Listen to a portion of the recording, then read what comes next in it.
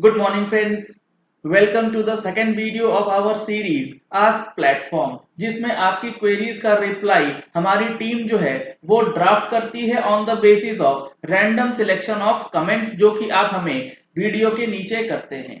चलिए स्टार्ट करते हैं इस वीडियो को। हो सकता है आपकी भी क्वेरी जो है उसका सॉल्यूशन इस वीडियो में दिया गया हो। तो सबसे पहला क्वेरी जो है वो है नीलेश कुमार पांडे जी का। ये कहते हैं सर इंटरेस्ट आउटपुट जीएसटी पे लगेगा या नेट टैक्स पेएबल पे। इनका जो कंफ्यूजन है कि इंटरेस्ट का जो पेमेंट होगा अगर जीएसटी की रिटर्न लेट फाइलिंग होती है तो वो ग्रॉस टैक्स लायबिलिटी पे करना है या फिर जो इनपुट टैक्स क्रेडिट का बेनिफिट मिलता है उसको रिड्यूस करने के बाद करेंगे।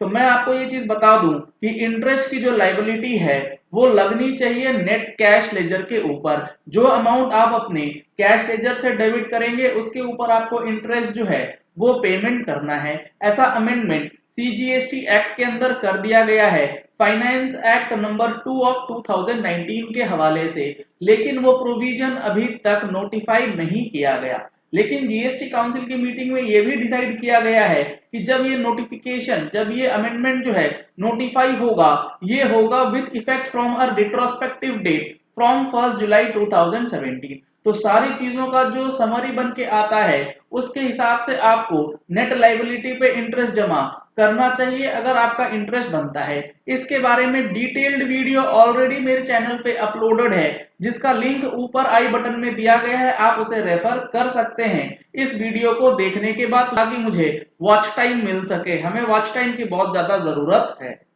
दूसरा कमेंट है पब्लिक कंसर्न के नाम से। उनका कंसर्न ये है if did not mention the imposition of penalty for late filing of return 3B and 1, what about that, kindly intimate। जहां तक मेरे को समझ आया है इनकी क्वेरी को देख करके ये बंदा ये पूछना चाह रहा है कि पेनल्टी जो है अगर जीएसटीआर 3B और जीएसटीआर 1 को लेट फाइल करते हैं तो उसको अगर हम लोग जमा नहीं करते हैं तो क्या कंसिक्वेंसेस हो सकता है उसके बारे में बताएं। तो मैं आपको पहले तो ये क्लियर कर दूं, जीएसटी के अंदर पेनल्टी अलग होती है, लेट फीस अलग होती है। लेट फीस लगता है सेक्शन 47 के अंदर और पेनल्टीज के लिए अलग सेक्शंस जो हैं वो दिए गए हैं जैसा कि सेक्शन 125, 122 वगैरह वगैरह। लेकिन यहां पर समझने वाली बात यह है कि अगर आप अपनी जीएसटीआर 3B की रिटर्न या फिर जीएसटीआर 1 की रिटर्न लेट फाइल करते हैं तो क्या उस पर पेनल्टी लग सकती है? बिल्कुल लग सकती है।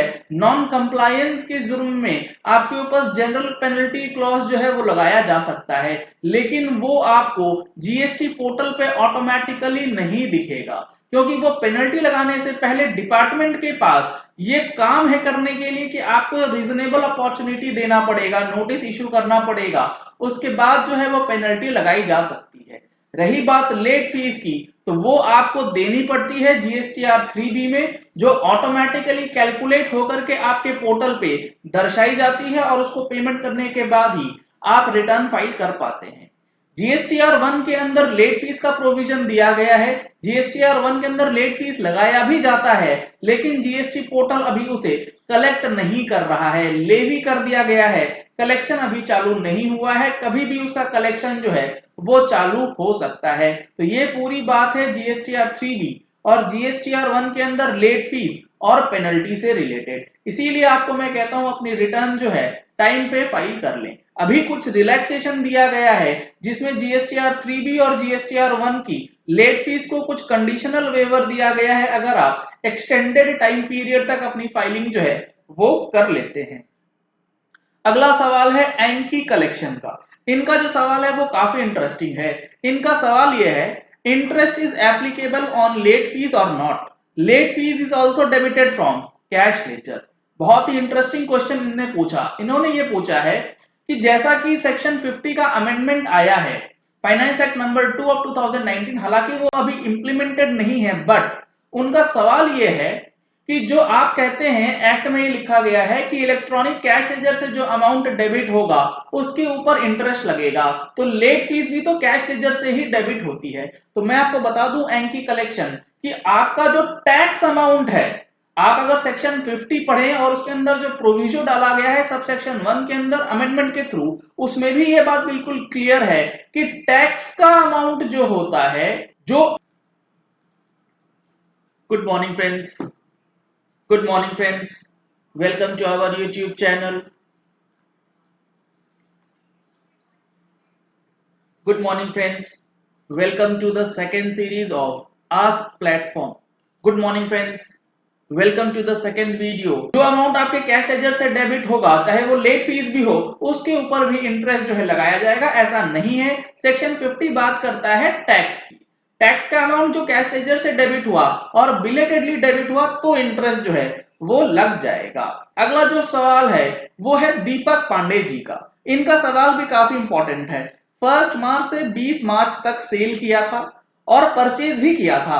अब मैंने सीए को लॉकडाउन के समय 22 मार्च को तो बिल नहीं दे पाया, पर क्या मेरी लाइबिलिटी बन पाएगी फाइनल? इनका जो सवाल है, मैं कुल मिला के आपको बताऊं कि इनका यह सवाल है कि लॉकडाउन से पहले जो परचेज और सेल हुआ था उसकी जो लाइबिलिटी बनती है, जो डॉक्यूमेंट्स हैं वो अपने कंसल्टेंट को नहीं दे पाया, तो उनकी क्या लाइबिलिटी बनती है, उस पर यह जवाब चाहते हैं। तो मैं आपको बता दूं दीपक पांडे जी, जो भी आपने 1 मार्च से लेके 20 या 22 मार्च तक सेल परचेज करा है उसका पेमेंट आपको कर देना है 20 अप्रैल 2020 तक। मैं ये मान के चल रहा हूं कि आपका टर्नओवर 5 करोड़ से ऊपर है। अगर आपका टर्नओवर 5 करोड़ से नीचे है तो अकॉर्डिंगली आपका जो है ड्यू डेट 22 या 24 तारीख है as per the state location. अब रहती है बात कि अगर उस पीरियड में आप नहीं कर पाएंगे तो क्या होगा। उसके लिए फिर आपको समझना पड़ेगा कि 5 करोड़ से ऊपर वालों के लिए 15 दिन का ग्रेस पीरियड दिया गया है, जिसमें आपको इंटरेस्ट या लेट फीस नहीं लगेगा। 15 दिन के बाद यानी कि 5 मई के बाद आपको रिड्यूस्ड रेट ऑफ इंटरेस्ट जो है वो देना होगा 9% सीजीएसटी 9% एसजीएसटी के हिसाब से 24 जून 2020 तक। अगर आपका टर्नओवर 5 करोड़ से कम है तो उस सिचुएशन में आप अपनी रिटर्न जो है वो फाइल कर सकते हैं। जून के लास्ट वीक तक आपको कोई इंटरेस्ट, कोई लेट फीस जो है वो नहीं लगेगी। तो आप बिल्कुल भी इस चीज को समझ लीजिए कि 20 अप्रैल से लेके 5 मई और 5 मई से लेके लास्ट वीक ऑफ जून तक का आपके पास समय है, डिपेंडिंग ऑन द टर्नओवर कि आप 5 करोड़ से ऊपर हैं या 5 करोड़ से कम हैं। अगला सवाल है श्रीनाथ जी स्टील्स का। For April 20 no transactions, do I need to file GSTR 3B? Is the new GST return implemented? Can I use Sugam और ओल्ड सुगम सिस्टम रिटर्न सिस्टम? एक ही कमेंट के अंदर 3 सवाल। पहला सवाल, अप्रैल 20 में कोई ट्रांजैक्शन नहीं है तो क्या रिटर्न फाइल करनी है? बिल्कुल करनी है। जीएसटी रिटर्न आपको मैंडेटरीली फाइल करनी है अगर आप जीएसटी के रजिस्टर्ड पर्सन हैं, चाहे वो निल हो चाहे वो फिगर्स के साथ हो। पहला सवाल आपको फाइल करनी है निल, अगर नहीं करेंगे तो लेट फीस लग जाएगा बियॉन्ड डेट। दूसरा सवाल आपका ये है, is the new return system implemented? जी नहीं। 1 अप्रैल से होना था, नहीं हुआ, पोस्टपोन कर दिया गया है 1 अक्टूबर तक। आप ये तय मान के चलिए ये चीजें 1 अक्टूबर से भी लागू नहीं होंगी, इसके भी आगे जाएगा, अनडेफिनेट पीरियड तक भी जा सकता है, पता नहीं कब तक ये लागू होगा। दूसरा, कैन आई यूज सुगम? जब न्यू रिटर्न सिस्टम ही नहीं है वो सवाल ऑटोमेटिकली जो है आपका खत्म हो जाता है। अगला है राकेश गुप्ता जी का सवाल, ये इनकम टैक्स से रिलेटेड है लेकिन इंपॉर्टेंट है। सर, मम्मी का एफडी है और उसके अगेंस्ट जो टीडीएस डेबिट हुआ था 26 एएस में शो नहीं हो रहा है। तो यहाँ पे मैं आपको बता दूं राकेश गुप्ता जी, यहाँ पे बहुत सारी चीजें हो सकती हैं। हो सकता है आपके मम्मी का या आपके मदर का जो इनकम है वो बिलो प्रेस्क्राइब लिमिट हो और आपने फॉर्म 15G या 15H बैंक में दे रखा हो जहां पर टीडीएस नहीं काटा गया हो। अगर टीडीएस काटा गया है उसके बाद भी अगर बैंक में जमा नहीं हुआ है तो आप एक बार बैंक में जाकर के जरूर इस चीज को कंफर्म करें कि टीडीएस अगर कटा है तो वो आपके 26 एएस में रिफ्लेक्ट होना चाहिए, अदरवाइज आपको रिफंड लेने में दिक्कत आ सकती है। तो आप ही चेक कर लें, फॉर्म 15G 15H का चक्कर तो नहीं है। 15G 15H क्या है अगर आपको नहीं पता है तो ऊपर आई बटन में आपको लिंक मिलेगा, आप वहां पर जाकर के देख सकते हैं। अगला और लास्ट सवाल है सूरज गुप्ता जी का, सीएमपी 08 की डेट भी कुछ चेंज हुई है क्या?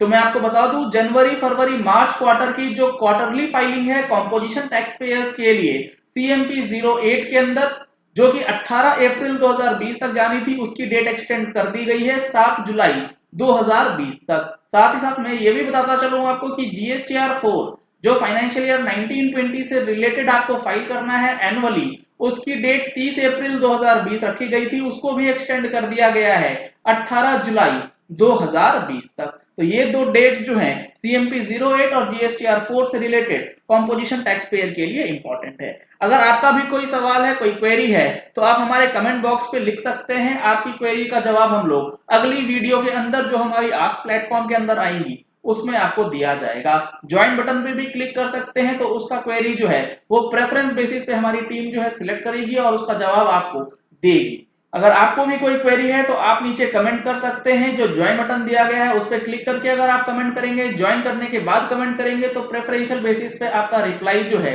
वो हमारी टीम आपके लिए प्रिपेयर करती है। चलिए इस वीडियो को यही एंड करते हैं। आशा करते हैं कि आपको ये वीडियो पसंद आया होगा। अगर आपको ये वीडियो पसंद आया तो इस वीडियो को लाइक और शेयर करना मत भूलिएगा, ताकि मैक्सिमम लोगों तक उनकी क्वेरी का जवाब पहुंच सके। अगर इससे रिलेटेड कोई क्वेरी है तो सब लोगों को इसकी जानकारी जो है वो मिल जाए। अगर आपने हमारे चैनल पे फर्स्ट टाइम ट्यून इन किया है तो चैनल को सब्सक्राइब करने के लिए नीचे दिए गए रेड कलर के सब्सक्राइब बटन को प्रेस कीजिए। साथ में जो बेल आइकन है उसे भी प्रेस कर लीजिएगा, ताकि वीडियोस की नोटिफिकेशन आप तक रेगुलरली पहुंचती रहे। Thank you and have a nice day.